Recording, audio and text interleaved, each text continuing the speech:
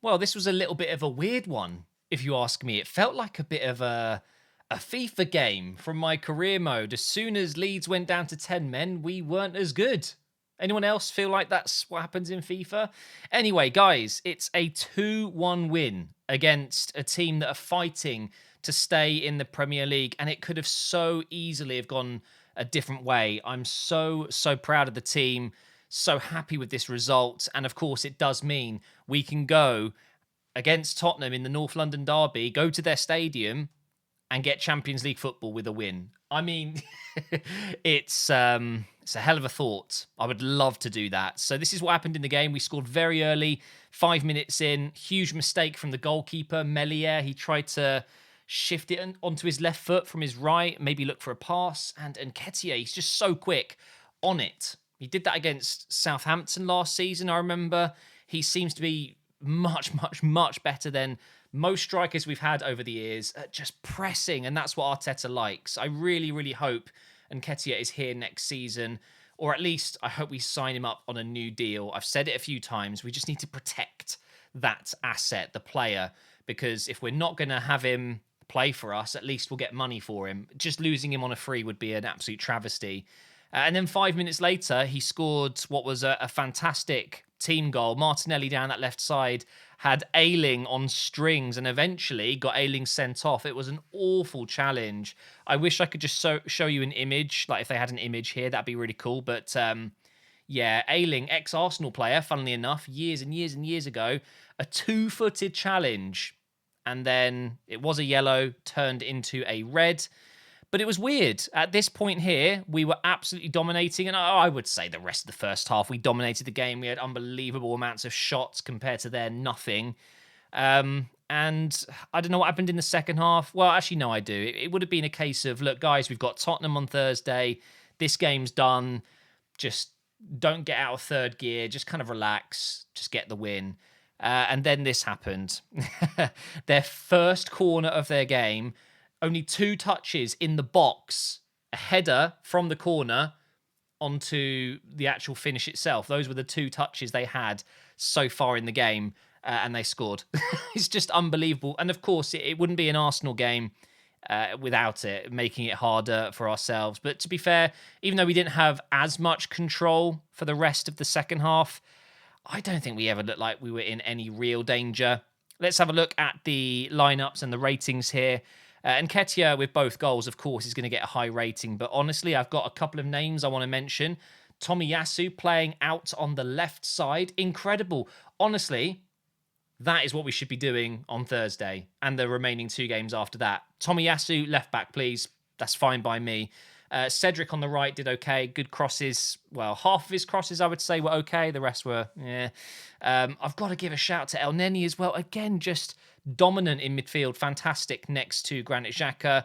Ramsdale didn't have much to do. Made one really poor clearance/pass. Otherwise, yeah, I mean, he had no chance on the goal. Gabriel Holding, fantastic. Martinelli and Saka on the wings just causing absolute mayhem. Although Saka didn't get much going today, he's going to be rested for that Tottenham game for sure. He came off after 68 minutes. Odegaard, moments of absolute quality. He's so good with the ball at his feet. I love Odegaard. I really do. Then, of course, Nketiah. Let's talk about Leeds really quick because we'll look at the table in a minute. It's not looking great for them. With this loss, they've gone back into the bottom 3. It looks as if, well, with Everton getting a win against a very poor Leicester City this season, it does mean that I think Everton are probably okay now. It's going to be between Leeds and Burnley. I would not want to be in that fight, especially with Burnley doing so well in the last month. Yeah, I mean, they didn't get the win yesterday. They lost 3-1 to Villa, but still, I think Leeds might be going down, guys. And I'm kind of gutted about that. I didn't want Arsenal to be the club that kind of begin that trajectory for them, but it's not looking good for Leeds. And I like them in the Prem. So I've got my fingers crossed for Leeds. I want Burnley to go down, if I'm honest. I would actually rather Everton went down than Leeds. I know, only because that would be fascinating. Imagine seeing a club like Everton in the Championship. I kind of want to know what would happen. Surely they would bounce back, right? But it's not looking ideal. We can have a look at the league table here.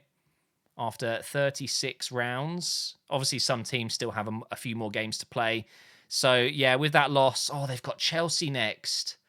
Oh, and Burnley have Tottenham, of course, after the North London derby. Oh man, it's not looking good, is it? So Watford and Norwich have already gone down. That is confirmed. It is going to be between Leeds, Burnley, and Everton. But I just feel like, Everton will probably beat Watford, and that'll be it for them. So Burnley and Leeds, who do you guys think will be going down? Of course, for this result, Arsenal stay in fourth place. Well, they weren't going to go out of the top four, but we now have a 4-point gap between Tottenham on the same games played. So that does mean 3 points against Tottenham on Thursday night, arguably the biggest game in a while now. That would be enough to secure Champions League football with 2 games remaining. And I've got to say, that is some achievement. We're 1 point behind Chelsea, the champions of Europe, who spent 100 million on a striker. Honestly, the thing is, Arteta was asked about this. Obviously, we're overachieving, right? Everyone would agree. After the first few weeks of this season, no one in their right mind would have said we'll get top 4.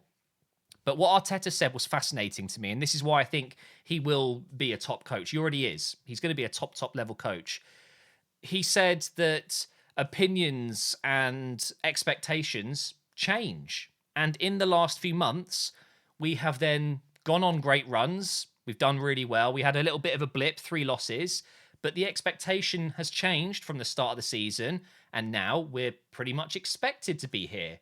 So he doesn't care what people thought at the start of the season, and I completely get what he's saying, but there's no harm in looking at this table and saying, wow, we are way further ahead than we should be on this rebuild process. Honestly, before the season begun, I would have taken a 5th spot. I would have taken maybe even a 6th spot. Top 6 was something I probably would have taken, especially after those 3 losses at the start. To be 1 point behind Chelsea and 1 game away now from Champions League football, and to do it at Tottenham's ground, the thing is, that is going to be an absolutely horrifically difficult game.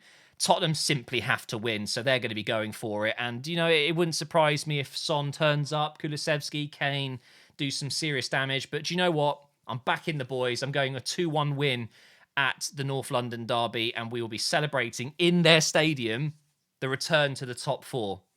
Let's get your comments in. We've got one from Lewis saying, think Arsenal lack a bit of killer instinct. I picked this comment because that's been us this whole season. I feel like we've been in many situations where if we kill the game, we can relax towards the end of the second half, but instead we've maybe sat on the back foot and just or sat back and defended a 1-0 lead or even a 2-0 lead. And it's just, sometimes I feel like we should be killing these games.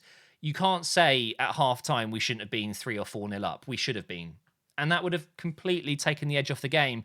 Instead, we go into the second half, we concede, and it makes things a bit more tricky. So this killer instinct comes with age. We've got a lot of young players that are inexperienced. And I'm not saying that young players can't have that killing edge, killing instinct, but I think, next season, we're going to have more of a killer instinct to finish off Champions League games and then to go again 3 days later in the Premier League.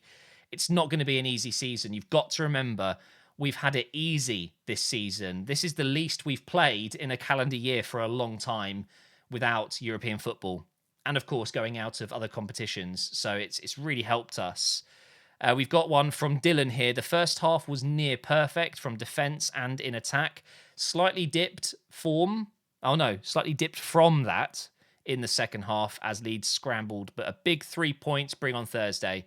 Yeah, I wouldn't say it was near perfect in the first half. We didn't score 3 or 4. That would have been perfect. But I guess I know what you're saying.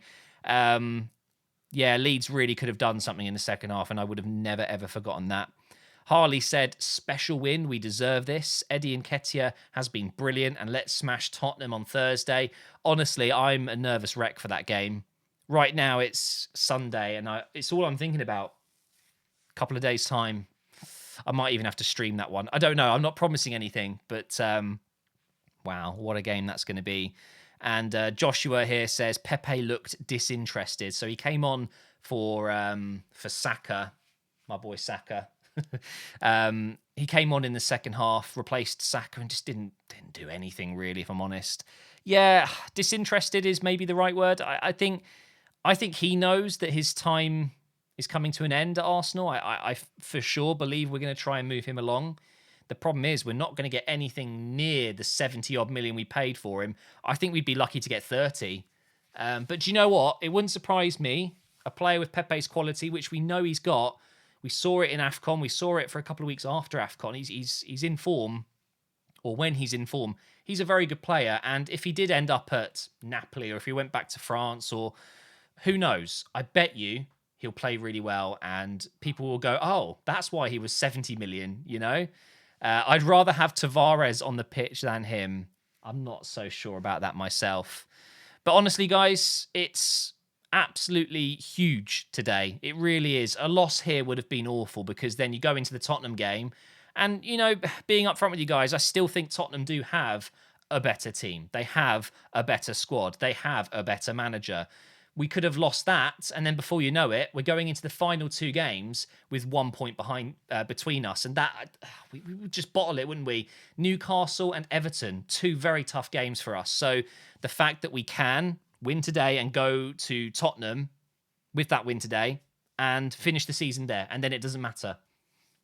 The thing is, with Newcastle, they're done. They don't need to fight for safety anymore, and I'm hoping that Everton maybe won't need to worry too much as well with a win against Watford. So, wait, who are Tottenham playing? They have Burnley and who? Let's have a look. Fixtures. They've got Burnley and, of course it's Norwich. Do you know what? That draw against Liverpool was incredible for Tottenham.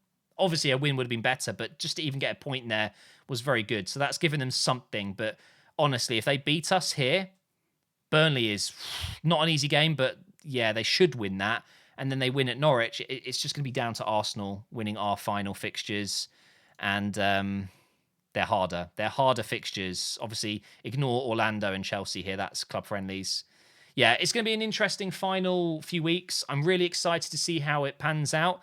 I think Arsenal are going to have Champions League football. And I cannot wait to bring back Arsenal Champions League Operation Arsenal videos. Reviews of Champions League football. Oh, my God.